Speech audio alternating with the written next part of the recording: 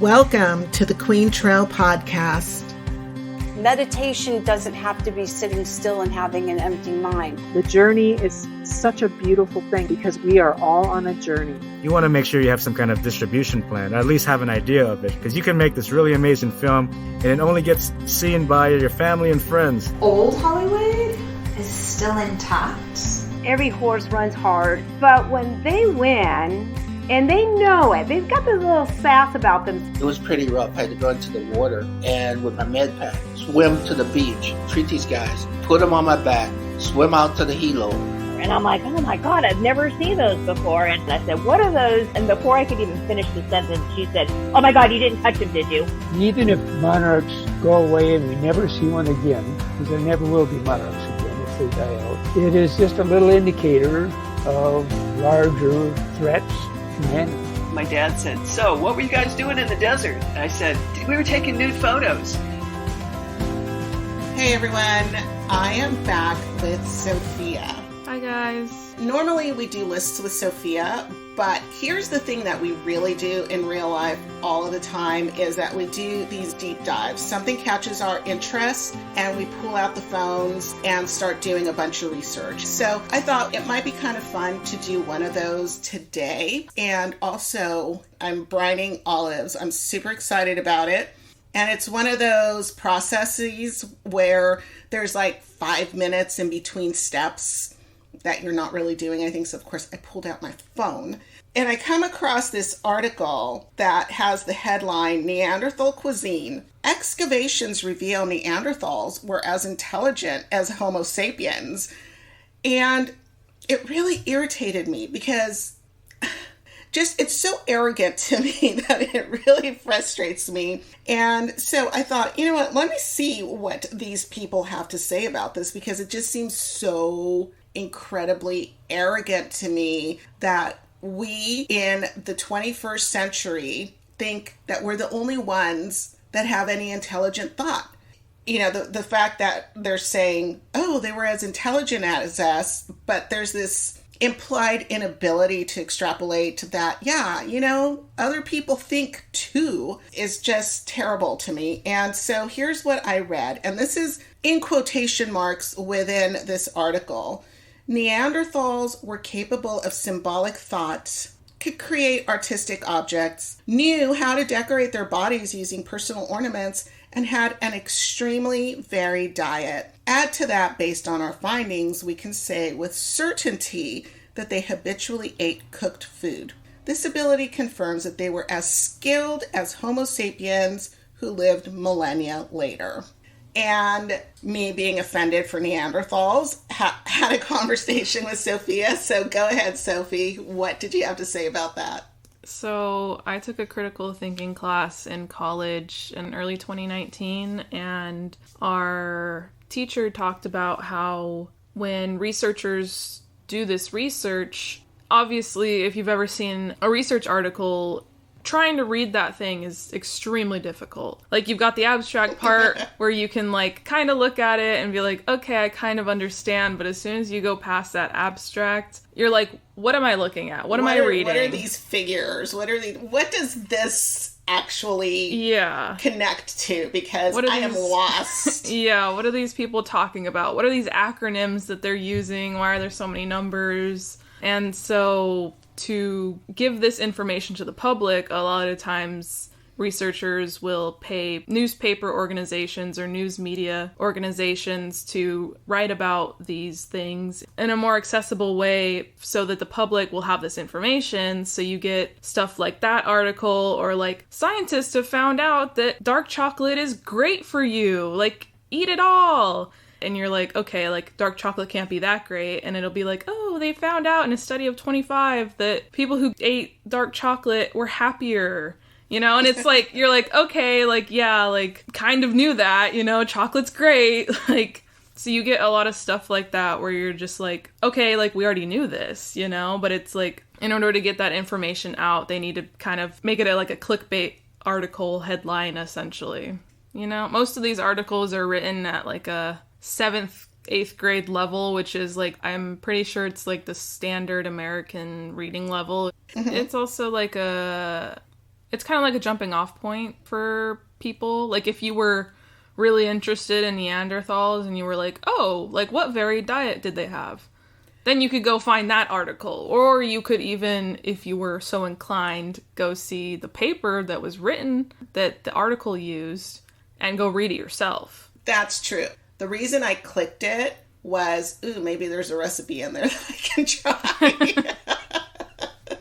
Yeah. I mean, maybe they'd be like, oh, they used like grains and whatever. And you'd be like, oh, cool. Like, let's do that. Try that. You know, it's funny because that's what I tend to do. Like when I read like Water for Chocolate, Laura Escobar, who wrote that book, like I think in the 1950s, she has a recipe in every chapter.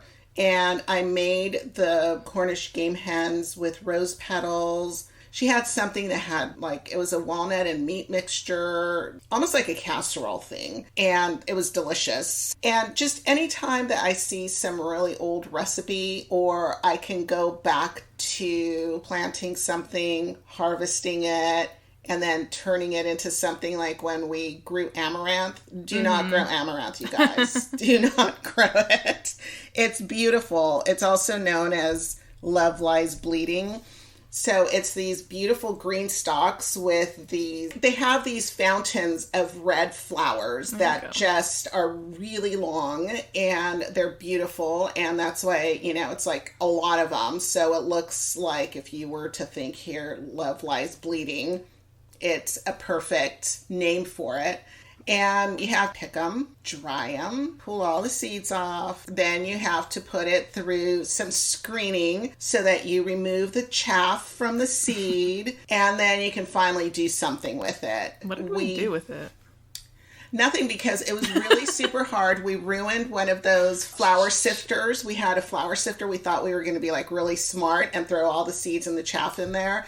And the seeds got stuck in the mesh and jammed the whole thing up, and then we couldn't unlodge it. I just ended up throwing that flour sifter away, and I probably had it for like 20 years.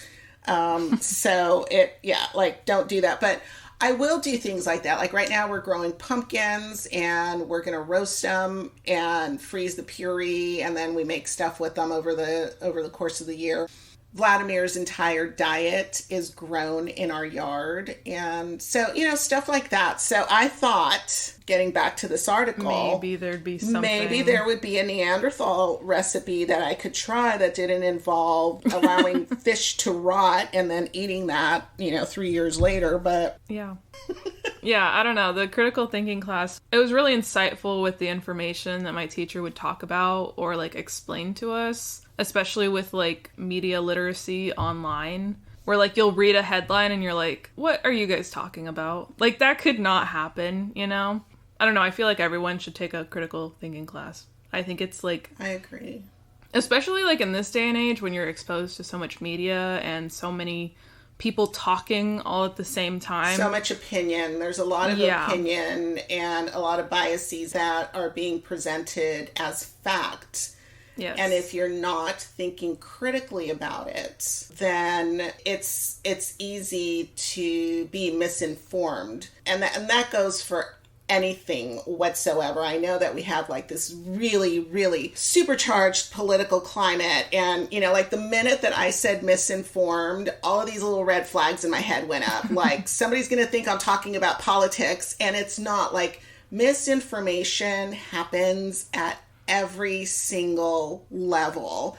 And, I'm a former fitness nutrition coach, and I can tell you when I had clients coming to me to help them with their diet and exercise, that there was a lot of misinformation about food and nutrients and what did what. And this is why you end up with like these multi-billion-dollar industries, right? Mm-hmm. Because it's really easy. Like this morning I was listening to a nutritionist and she said, the things that really matter in your life are really boring. And so you don't see a lot of reels and posts about it. And it's things like eating well, getting outside every day, drinking plenty of water, reducing alcohol intake. She said, like, when you focus on that instead of waiting 90 minutes each morning before you start having your first cup of coffee, like this one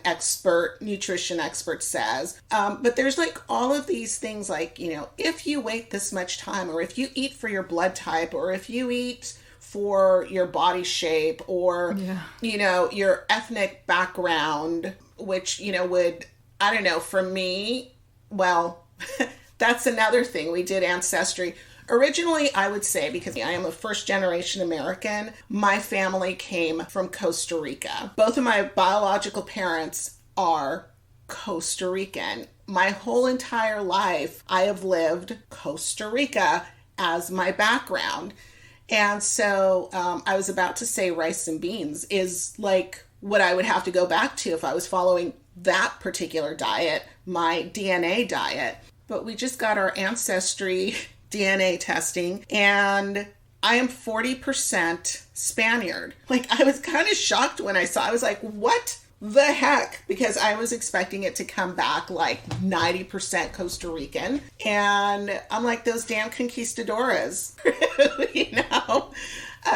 But I did talk to my mom, and she said that there is a lineage going back to Spain. So I don't know. Maybe it was conquistadores, maybe it wasn't, but... Well, it definitely was. I mean, that's why Hispanic isn't a race, because Hispanic is more like a mix of every single race. It's the diaspora connection to some form of Spanish.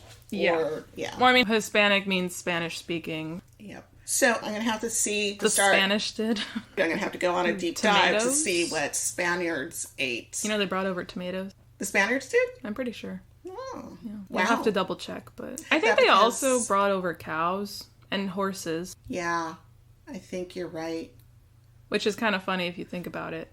Because, tomatoes are so, a part of Hispanic food. And so is cows and stuff. And then, you think of, wild horses in the countryside and, in the desert. So that's interesting because I just finished reading this great book. It's called The Last Ride of the Pony Express by Will Grant. I got interested in reading this. First of all, I love nonfiction. And I'll read fiction books too, but I have really gotten into nonfiction books in the last several years. And I was reading an outside article. It was a review of this book or a promotion of the book. And in it, Will Grant has two horses, and they're both geldings, and he's following this 2,000-mile trail through the United States. And out in the middle of nowhere, he comes upon this wild roan horse, and he's talking about how savage wild horses are. It's a behavior that you normally don't apply to horses. You just think of them as such gentle, placid animals.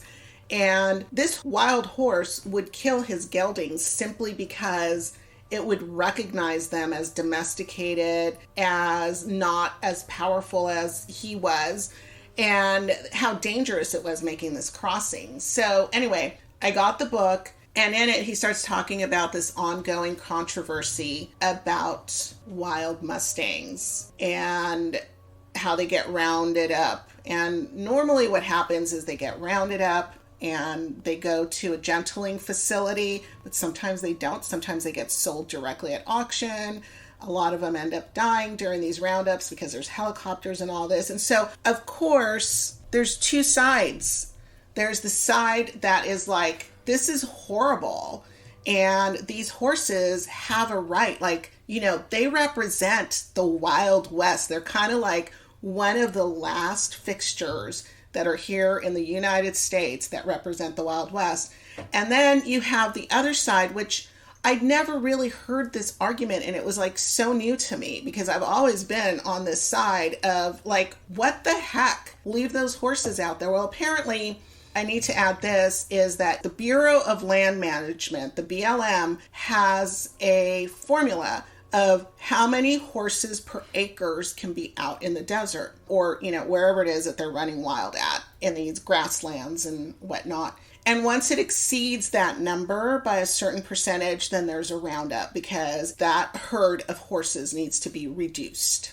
And what the other side says is what Sophia just said, that these horses are not indigenous to the United States. They're invasive species. They're an invasive feral species that is destroying the ecosystem for native species and native plants. And I'm like, my brain just blew up. This is why I love reading nonfiction, because you do learn new things. Like, all of a sudden, I've had the introduction of the other side of the argument. Yeah. Anyway, I wanted to bring that up, and it's a good book. Y'all should read it. Yeah, it makes me wonder if they're like the longest inhabiting invasive species that has been in America. Mm-hmm. Right? Because the Spanish came over in, the 1500s? So that means the horses have probably been roaming for the last 5,000 years. Here in the United States. I wonder if there's other species that have been introduced for that long in a place. Because especially in America, we see the wild horse, again, like what you said, like the last of like the Wild West. And it's very like culturally significant to a lot of Americans and like it's ingrained in culture. And like, I wonder if there are other species that have also been invasive. But and they're so ingrained into the culture and the landscape that the people are like, no, they're native. Yeah, because we were born into a time where they were already here, which, is something that I'm constantly saying. Especially, I say it about technology. Like, there are kids being born today into the existence of AI. Yeah. And we see it as a problem, but they're going to integrate it into their lives, and it's not going to be a problem for them. So this is where, the next generation solves for something. With the horses, I don't know. I mean, like, they've been around for so very long, and they were easily domesticated. So a lot of... Well, I guess, like, dogs and cats are kind of a representation of that, from? Too. Right? Yeah. Because dogs were wild wolves, but technically they would be considered invasive species in a weird way. Mm-hmm. And also so are cats because, I think they're from Egypt because they're desert animals, right? Cats. I really don't know enough about their origins to even, because I'm thinking, okay, I know that dogs evolutionarily derived from wolves at some point, but in my head, I'm going to have to do a deep dive on it and go back and go, here's where that information came in. But also, like, it also comes into a question of, are dogs and wolves essentially the same species? Because... I think they're both canines. I think they're both genetically, I guess. Genetically. I don't know. When I went to that wolf sanctuary in the Angeles Forest, and it's called Wolf Connection, and it's a really wonderful, wonderful place. They're wolf dogs. It's a wolf dog sanctuary. And like I was saying with that wild horse that would kill these domesticated horses, wolves will kill wolf dogs because they are not the same and they smell that in them. So it was really interesting. This is not the direction that we were going to go in. In this episode, we were actually going to talk about Hank Williams because, boy, did he have a life. But here we are talking about animals, wild animals and domesticated animals. And you cannot take a wolf dog pup and try to integrate it with a wild pack of wolves because they will kill it. And you can't have wolf dogs. It's illegal for you to own a wolf or a wolf dog. They have these needs that, as much as a big heart would want to take care of these animals, cannot provide them, simply because they run sometimes hundreds of miles a night. And they are pack animals. There's just things that you cannot provide to a wild wolf in a domestic situation. And so what ends up happening a lot of times, unfortunately, is that they get euthanized because they can't be released into the wild and they can't be kept in captivity. So this wonderful sanctuary provides an answer to them. And they're in the middle of the Angeles Forest. There's a huge area that these wolves get to wander. They're taken care of. They're part of education groups, and it's really lovely. So anyway, that was a big circuitous way to get back to, I still don't know. I don't know if they are the same species. I mean, they are canines. They're both canines, but I don't know. I don't know enough. I found where cats come from. Where do they come from? The Fertile Crescent around Israel and the surrounding countries about 3,700 years ago. Wow. And became the official deity in Egypt around 2,900 years ago. So they are desert animals. Check out the brain on her. Yeah. Where did you read that before? That's awesome. Well, I knew that they were desert animals because people talk a lot about how cats really need hydration, and that's why wet food is very good for them, and that's why you're supposed to add some water to their wet food so that they have water. So anytime your cat wants water, you should encourage that, because that means that they need it, because they were in desert climates, which means that they know how their hydration works and stuff like that. And also, they don't really sweat, so they like to keep their water inside. Yeah, that's true. And they don't pant either, really. Or not usually, I think. At one point, Scythie, so we have two cats, Echo and Cytherea, and Echo thinks I'm her mom. She licked my face this morning, and it was really terrible because she never licks. And Cytherea, or Scythie as we call her, thinks that Sophia is her mother. Anyway, I think Scythie had gotten a little bit sick, and there was some special food that was given to her, and I started doing one of these deep dives about, like, what does she need, what is this food for, etc. And I ended up on this, she had like a whole string of letters behind, like the whole entire freaking alphabet behind her name. She was a doctorate of, animal behavior and whatever studies. And she put up a video about how cats drink. And it was really crazy. They don't actually, when you watch a lot of other animals, and I don't know that they all do this because that's always been my assumption. You see the deer and the wildebeest, the little squirrels, whatever, going up to the watering hole, whether it's a puddle or, a big lake, and imagining that they're slurping this water up. So there's a steady stream of water going into their mouths and down their throats, and, now they're getting hydrated. And cats don't do that. Their tongue goes into the water, and it takes a drop, tosses it up to swallow it. It's like, where did this evolutionary design come from? Like, how the hell did they survive? But clearly there was a reason for it in the desert. Yeah.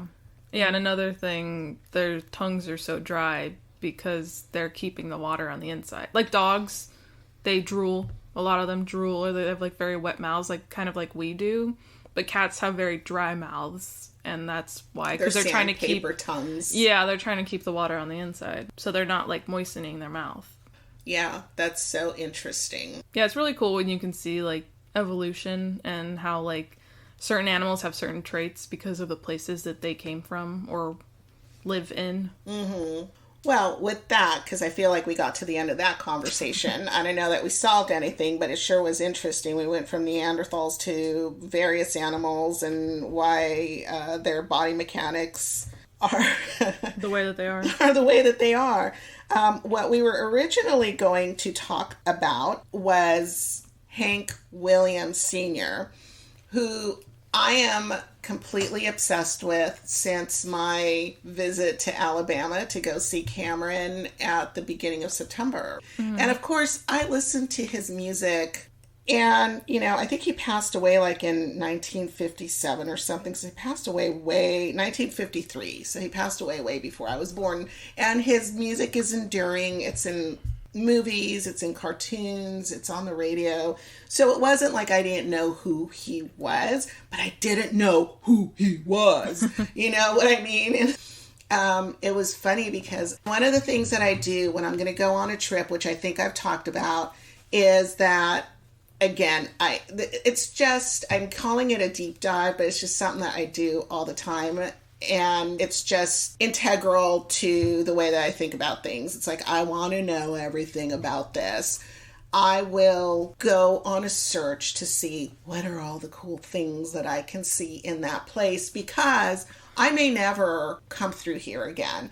Now, that hasn't been true for some of the places that Cameron has been stationed at, like El Paso. He was in Fort Bliss for 4 years, and I think that we saw every little bit of El Paso that there was to see. Yeah. My very favorite thing, we went rock climbing in Hueco tanks. I didn't think a whole lot about it, and this is why I end up doing these deep dives, because a lot of times, at least for me, I'm going to speak for myself, I go places without really knowing a lot about it. And so my presumption is, I've never heard of this. It probably isn't that big of a deal. So we went to Hueco tanks, Hueco tanks. I still don't really know why it's called that, because it was like a homestead that was started by a Mexican family. Mm-hmm. It's in the Chihuahua Desert. It used to be part of Mexico. And I'm like, Hueco makes sense because Hueco is holes. And the rocks there have a lot of little holes. And the day that we went there, it was raining. So they were full of water. I don't know what the tanks part is, because that sounds not Hispanic. Yeah. I don't know why it's just weird. Anyway, I found out that it is a world-class rock climbing place. I'm only saying this because if you've never been to El Paso and you are an outdoors enthusiast, you must go there. There's petroglyphs. There's also graffiti from like the Pony Express that we were just talking about, Pony Express riders that went through there. There's a lot of caves. Some of them are off limits because the Native Americans also use these caves, and they're very sacred, like birthing caves and that sort of thing. And a couple of times a year they have these events where the rangers come out and allow you into some of those caves. And that happened on the day that we were there. I mean, it's just like we showed up and, you know, all of the stars aligned perfectly for us to have a great day. And also because it rained, nobody was there, so we had the rangers all to ourselves. It was fabulous. Yeah. But anyway, that's what I do. It's like I might never be here again. So I find places to go, things to see. And one of the things that popped up near Enterprise, near Fort Navasel, which used to be Fort Rucker, was the Hank Williams Museum in Montgomery, Alabama. And the thing that came up was Hank Williams Sr.'s death car. And I'm like, oh my God. But, you know, I have seen the Bonnie and Clyde death car. If you go up to Vegas and you cross state line, there is the bullet-riddled car sitting right there. And it's the big attraction for you to go to that casino. Crazy. Which is like so crazy. Yeah. And, you know, we are just a culture, a society that is enamored with seeing where people died. Like, this is super important. Or like people's last words. Like, they have books about everyone's last words. Rosebud. That was famous. Yeah.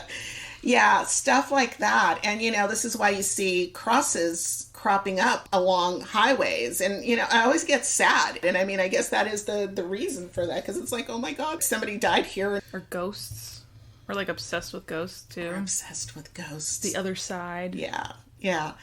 So, you know, it's a novelty type of thing. And so, of course, I went to the museum. There is a Hank Williams Museum, and it doesn't say senior, it's just Hank Williams Museum in Montgomery, Alabama. I went to his graveside, and there is also a statue there, like a life-size statue of him playing the guitar in bronze, I think. And when I was at the graveside, I thought, wow, this is so sweet that he is buried right next to his wife, Audrey Williams. And then I get home and I start being really obsessed with him.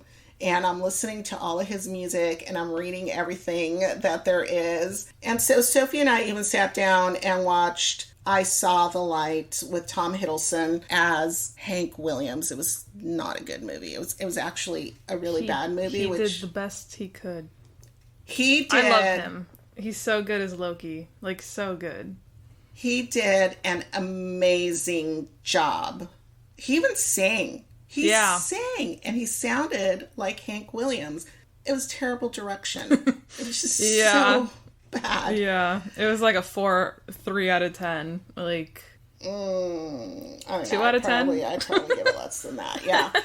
But I found out that Audrey and Hank were divorced when he died. He was actually married to somebody else. And I don't know how many people know this story, you know, so I thought, well, let's talk about Hank. I think we all know somebody like Hank. I think that there's just a lot of people who are like Hank Williams Sr., who was an alcoholic.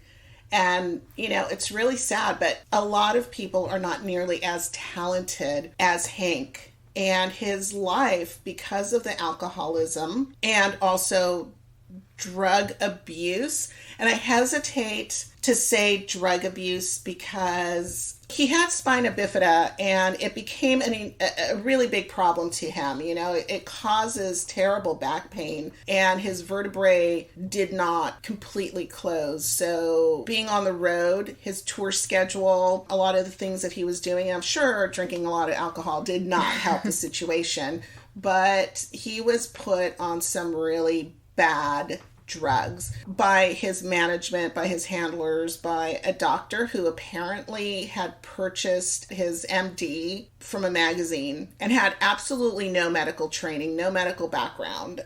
So I do hesitate to call him a drug addict, although he was addicted to drugs. It wasn't by choice, but he was just enormously talented. And I don't know enough about Audrey Williams to say one way or another. I did read some things about her, but they ended up getting married pretty young, and he ended up becoming a celebrity really quickly. But he drove everybody crazy just because he also was that much of an alcoholic. And it's hard to say that Audrey was this terrible person, but she definitely put up with a lot from him, I think, because there was a lifestyle that he was able to provide for her.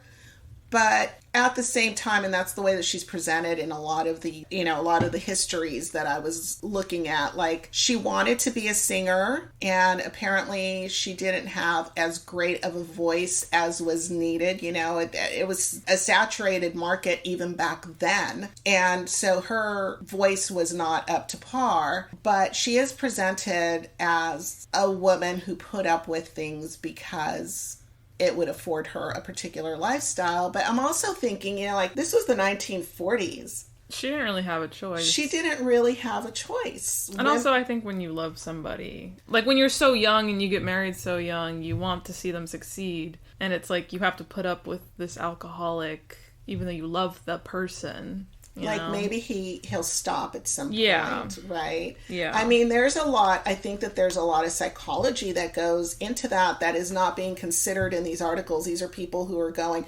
well, Hank was this big sensation and Audrey was just trying to hang on to his coattails throughout the whole entire thing and become a celebrity herself when she wouldn't have had a chance had she not been connected to Hank. Well, she also had, 2 kids with him? So...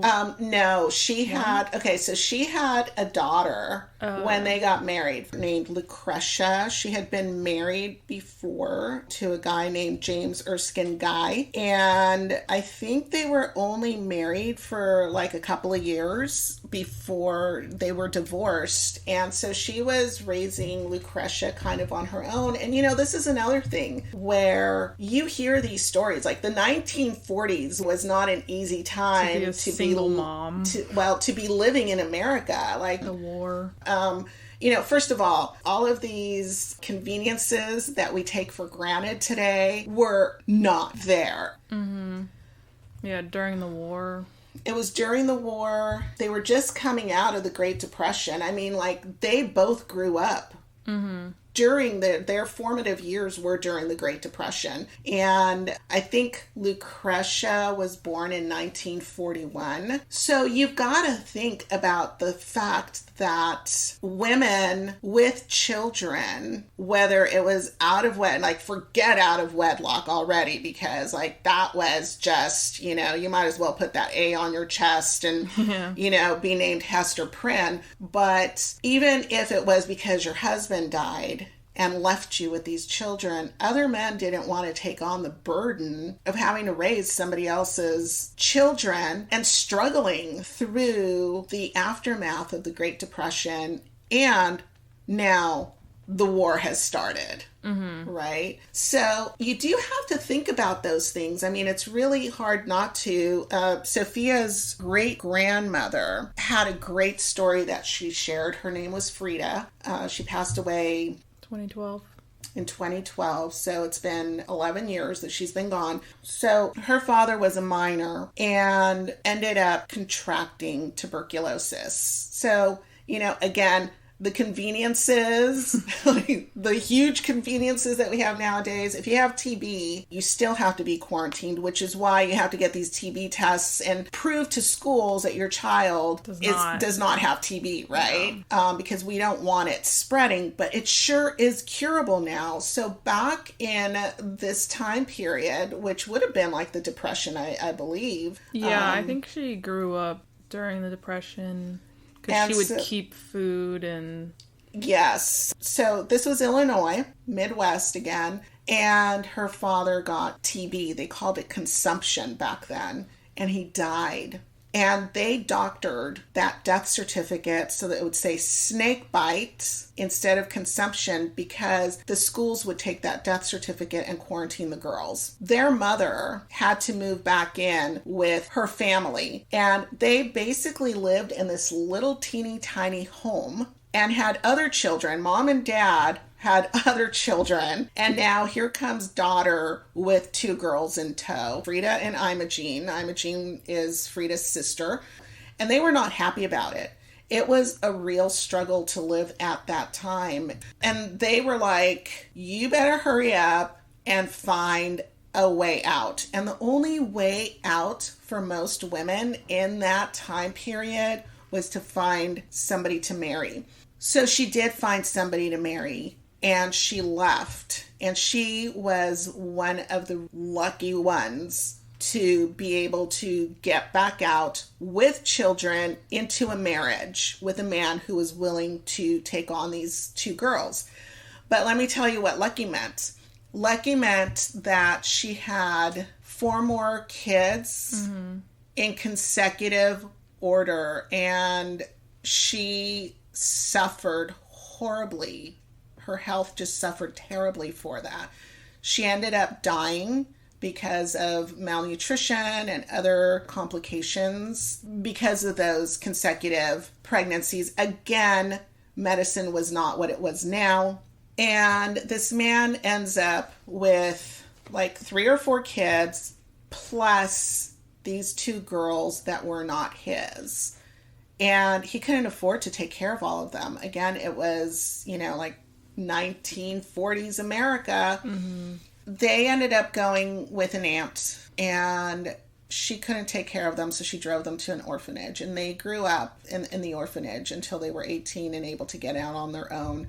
And she, okay, let me tell you, like, that sounds so sad, and it is. Like, I don't think for a second that she had an easy life, although when she would tell the stories of the orphanage, it was very frequently with smiles. They learned how to sew, they learned how to cook, they learned how to clean, blah, blah, blah, blah, blah.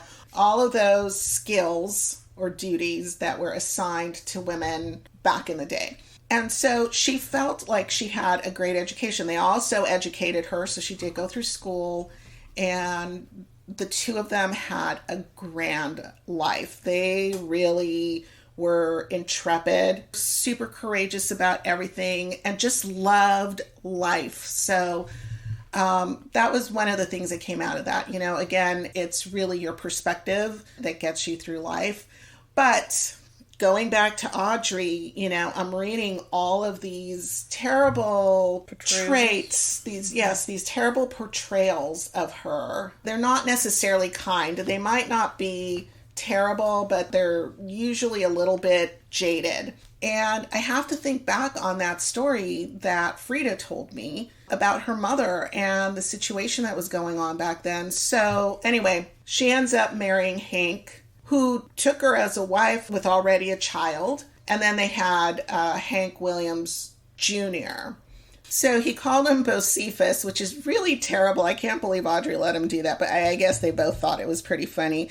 Hank Williams Sr. thought that Hank Williams Jr. looked like a ventriloquist dummy on TV named Bocephus, so that's what he would call him. when he was a baby. Apparently, this is what he looked like. It's messed up. So anyway, the two of them get married. In short order, Hank becomes a celebrity. His alcoholism just keeps increasing. And there's Mom. I just totally bypassed Mom, Lillian, who wants to really keep control of Hank. And I think as parents, we all need to know when to let go and just go, you know what? This is not an extension of me. This is another human being who has wants and needs and goals all their own that may not be what my goals were. At a certain point, your job ends as the person that's making all of the decisions. That job ends, you're there as a parent forever. You're there for life advice at a certain point instead of life decisions. Yes. And Lillian did not see that. So Audrey and Lillian clashed a lot. And again, 1940s, it was hard. That's why you hear all of these mother-in-law stories, because it was really hard. As a young kid, you're not going to have the finances to be able to buy your own place, right? Mm-hmm. So, and I'm not just talking about Audrey, I'm talking about Hank. Typically, what happened was the men would find a wife, and unless there was a lot of money in the family, they were moving the wife in with Mom and Dad. Yeah. And so families were much more united back then, there was a lot more family connection. And then at a certain point, we started moving into single home dwellings. It was more this whole individual idea. I don't want to live with my parents. I want to get my own house. And we become a less social country because of that. Mm-hmm. So, Which kind of that idea came out of the war, though. Mm-hmm. That very I'm the individualistic mentality came from these wars because we were hurt from that war. Right. Even though we did technically win it, we were still okay, we just came out of the Great Depression. This feels like a slap in the face. And then also we did get the economy started again. People had enough money to be able to move out and be individualistic. And that is why now we are having housing crises and all of this stuff because we wanted to have individual houses away from our parents. And people look down on 20, 30-year-olds living at home, even though we cannot afford to buy houses. That kind of came from all of that. Yeah, it's really So we might interesting. be going back to the United. 2-3 generations of people living in a house. Mm-hmm. Yeah, it's really interesting when you start following the breadcrumbs back to, okay, what were the origins of this? And, you see the pendulum swinging. Mm-hmm. And another thought that I just had actually is the complaints that my generation, Gen X, and the millennials probably have heard from the older generation is, I don't even get to see my kids anymore. They're not around. They don't come. I'm so lonely. My grandkids aren't talking to me. I have to chase them down to get them to connect with me, etc. So those single family homes created that. Mm-hmm. And then you've got this, again, this dichotomy that it has a clear delineation to it where you've got this group that's I never get to see them, but also there should never be any 20 or 30-year-olds living at home with their parents, because... Well, those are the baby boomers and stuff like that. And because Silent Gen. You forget, mm-hmm. People forget when you're living a particular norm that there were different norms before and that there will be this, it's transformative. It's, life and norms and culture is fluid, right? Yeah. It's always changing. And like they say, we don't like change. We want to stay in one place and we're never happy. Yeah, the breadcrumb trail is really interesting. So anyway, these two get married and it's already a very tenuous situation because you have this man who's living with mom and is very close to mom, and mom has formed a kind of an ownership ideal of her son. And now he's married to a woman who already has a child. So Lillian, mom, did not like this. Audrey's coming in going, I'm going to create and build the life that I want because my previous marriage sucked. I'm going to build the perfect marriage here. And it never happened. It never happened because the dysfunction was so great. And so there was always tension. And Hank was a womanizer, which often goes hand in hand with alcoholism. So he and Audrey end up getting divorced because there's just too much to handle for anybody. And he ends up marrying, like in short order, I'm talking months, this, from all accounts, gorgeous woman, and the pictures that I've seen, she looks really beautiful, named Billie Jean Horton.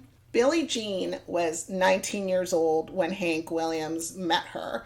And he was in his 20s, so it's not like a crazy age gap, but she was a lot younger than he was. And she was also divorced. And of course, nobody accepted her. Lillian was not going to accept this little hussy from Louisiana. And Audrey was not thrilled with this new marriage. And within a year, Hank dies. And he dies in that car that I went to see, the Hank Williams death car. 5 days after his death, his daughter, Jet Williams, is born. And he had been having an affair with this woman named Bobby Jet. So it's like this huge mess. Like, he has 2 wives, a mistress on the side that has one of his kids. Audrey had his first kid. And he's an alcoholic with a drug problem that was not his own. And it just seems like such a crazy life to me. Yeah. But if you don't know anything different, then it's difficult to see outside of yourself, It's like sometimes when you talk about random stuff and people are like, what? And you're like, oh, you don't do that? And they're like, no. And you're like, oh. Like, you understand how certain people can't see outside of themselves when you don't communicate with other people or talk to them. I just feel like he was such a tragic figure. I think that's why I'm so obsessed with him. Like, everybody was trying to own a piece of Hank. Hank just never, I think he enjoyed life. I think alcohol was this huge escapism for him. I think that the womanizing was huge escapism for him, because he had so many pressures. He had pressures from his wife. He had pressures from his mother. He had huge pressures from his handlers who didn't care about him. They were just, all of these concert promoters and music execs and managers. They were all trying to make a buck off of their cash cow, which was Hank. And it was like, Hank, I know your back hurts today, but man, you got 3,000 fans sitting out there waiting for you. Mm-hmm. Take these pills, I think that happens though with like a lot of famous people, like Kurt Cobain or like Amy Winehouse. It's like they get so famous and everyone wants a piece of them that they're not them anymore. Like, they're like an enigma of themselves, essentially. Mm-hmm. Mm-hmm. And it just breaks my heart, And so this movie that we watched, I know that it was a dramatized version of Hank's life, or purported to be a dramatized version of his life. But they totally skipped over the way that he died, which I think was one of the most tragic things in his life. His official cause of death was heart failure, but it was caused by a combination of the alcohol, morphine. They kept giving him morphine for the pain, and also this chloral hydrate. And the chloral hydrate was something that was given at the time to circus animals, which that, again, like something like that would put me on a deep dive of how terribly animals have been treated in zoos and circuses and all of that historically, and why all of these rules are in place now, these laws are in place. But it was definitely something that should not have been in his body. So what happened was he was supposed to play a New Year's Eve show. Midnight in Montgomery, Hank's always singing there. in West Virginia, Charleston, West Virginia, but they couldn't fly out because there was a snowstorm. So they end up hiring this college kid to drive him from Montgomery, Alabama. And when they got to Knoxville, Tennessee, they actually got on a plane out to West Virginia, which then turned around because the weather was super bad. So at that point, doctors were requested to come in to check on Hank because he was feeling terrible. And they shot him full of chloral hydrate and put him back in the car and said, drive on. So now, just imagine this. He's feeling horrid. And he's probably passed out too from all of this stuff. Driving through a snowstorm where he should actually be in a hospital bed. Going through all of these states in the back seat of this car. And the show gets called off in West Virginia. And rather than having him turn around and go to Montgomery, they're like, take him to Canton, Ohio. He can do a show up there. So by this time, the driver is pretty tired. He calls for another driver to relieve him. And they had stopped at a hotel. Hank had to be carried by two guys into the car, put into the back seat, heading over to Canton, Ohio. And the drivers decide that they need some coffee. Hank's passed out in the back. They pull over, get gas, get coffee.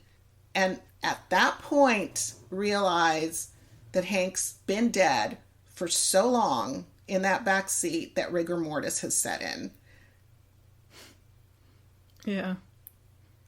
That is so tragic. Mm.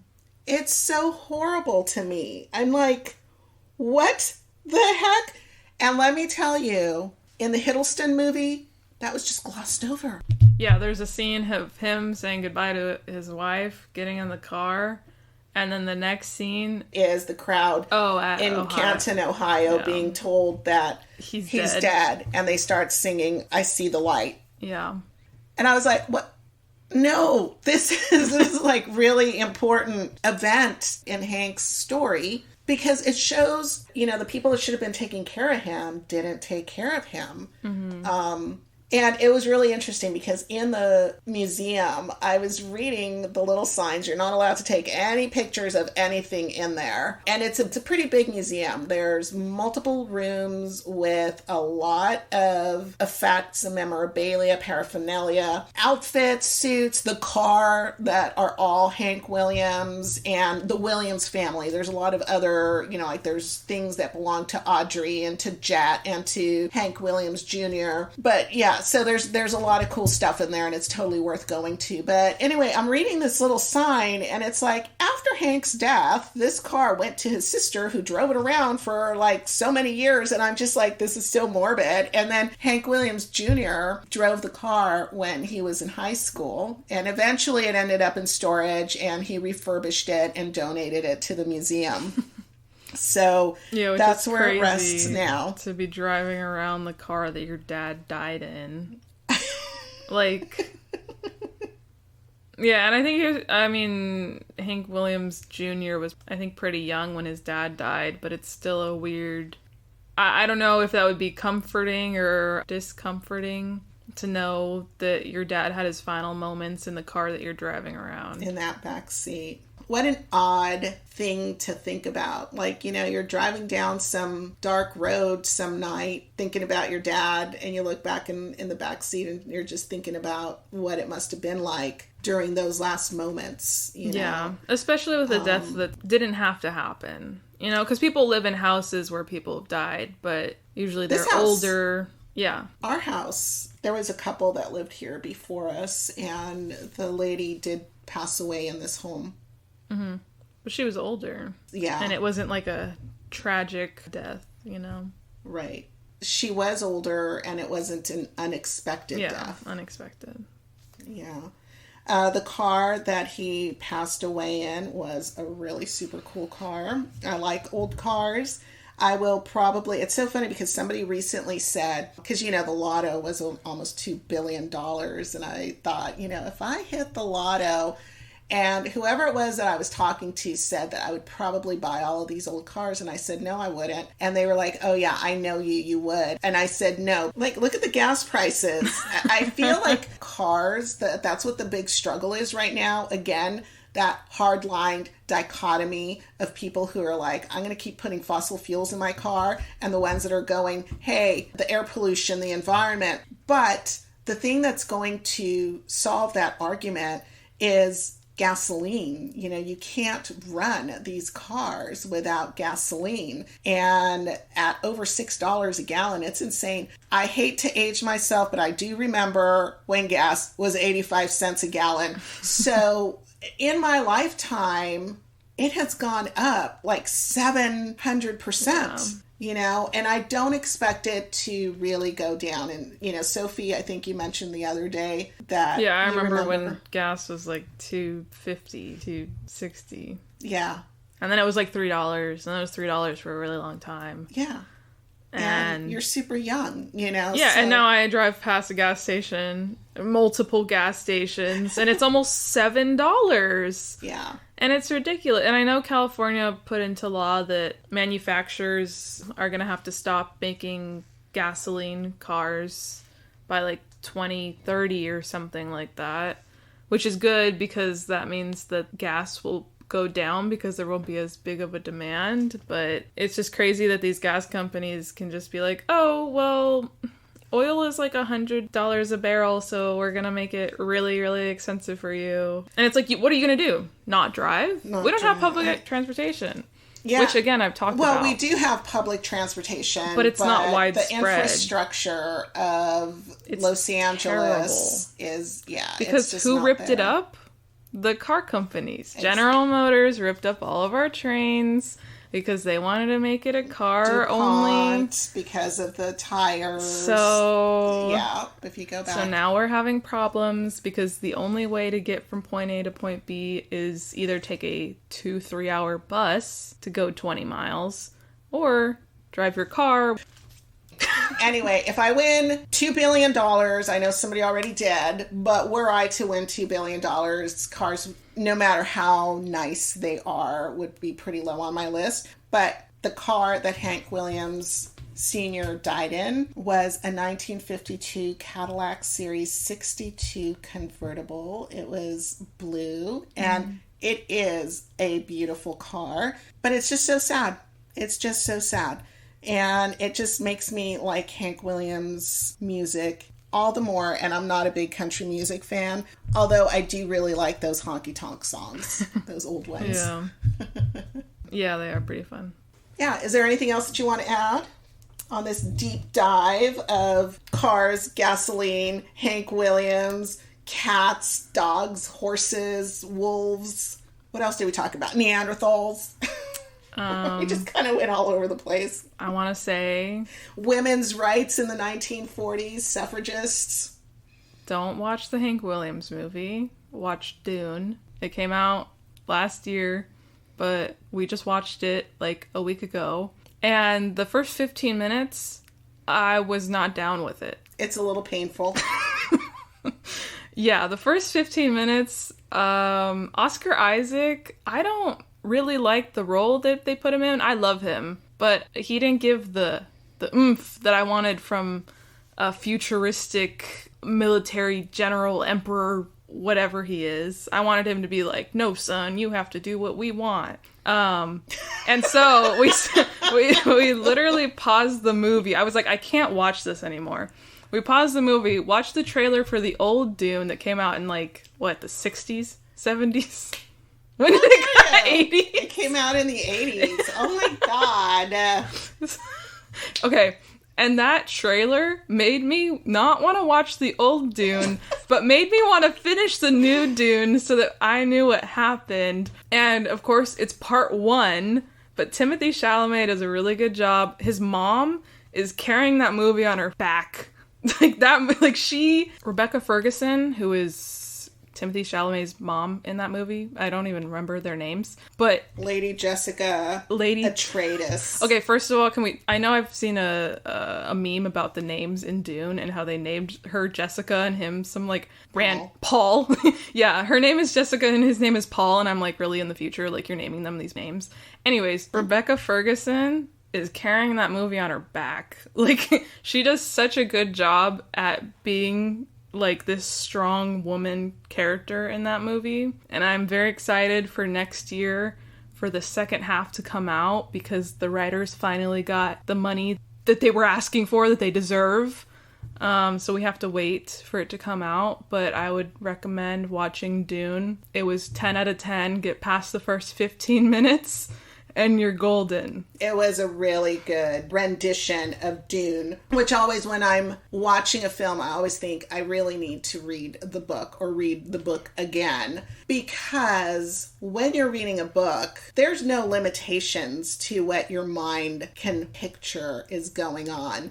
When you're watching a film, the things that are really stand out in your mind might have been glossed over by the director, completely missed, or it's a completely different picture. But I feel like Denis Villeneuve, who is the director, did a really good job with it, because it is an old, it's an older book. Yeah, I will say I did not read the book, but the movie is entertaining. And Zendaya's in it. So I think number one reason to watch that movie is Zendaya.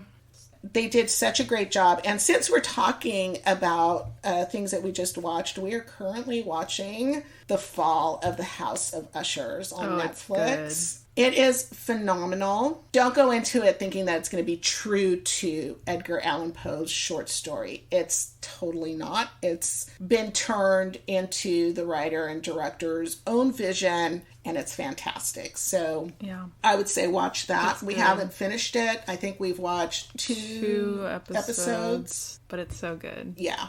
They're very well done. Super well done. So anything else you want to add? No. I hope you guys have a good Halloween. Halloween is coming up. Friday the 13th was fun. We tried to look at the eclipse. Could not see it because we couldn't find our glasses. So my cousin Gina Brissenden, who is on a couple of episodes of this podcast, formerly worked for NASA as well as the astronomy department at Arizona State University, and she gifted us with a bunch of eclipse viewing glasses. Yeah. And I have no idea what I did with them. I kind of feel like we gave them away. I know we gave a lot of them away, but I think we kept like at least 3. And I feel like we would have come across them, because the last eclipse that I saw, it was like 2016 or something like that. That's like when she gave them to us. Yeah, there was that eclipse. It was in the middle of the day, and I said I had to go to the doctor, and I called you to see if you wanted to ditch a class. And we went and watched the eclipse, and then I returned you back, and I went back to work. Yeah, and everyone was like, where'd you go for 20 minutes? And I was like, oh, to stare at the sun. And they all thought it was so cool that I did that. Yeah. Hey, it was a really good reason, I feel. Yeah, but we couldn't find them, so we couldn't look at the eclipse. But the lighting was cool, so there was that. The lighting was cool. Everybody put pictures on the social media sites of these crescents everywhere. Mm-hmm. So yeah, enjoy Halloween. Yeah. And also let us know if you liked this deep dive, kind of free form, all over the place conversation. We'll do more of these. I totally enjoy them. And we do this all the time, so the next time we come on here, who knows what the subject will be, and it might vary as much as this one did. In fact, I know it will. Yep. Have a great one. See you guys. Thanks for joining us. I hope you had a great time. Be sure to check the show notes. I have selected links on there for you to take a look at. And also, please keep sending in your questions and comments. I read them all. If you have a fun, amazing, or inspiring story to share, drop me a line because I'd love to hear it. The world needs more amazing stories. And also, please take a moment to rate this episode because your ratings really do help move this podcast closer to the top of searches so that my friends and I can reach more people. I'm looking forward to sharing more upcoming In the Company of Friends talks with you. So be sure to follow me on the socials and the .com, all at The Queentrell Podcast. That's TheQuaintrelle Podcast. I am Sil Annan, the Queentrell, and until next time, I wish you passion, adventure, great conversations, elegance, and beauty.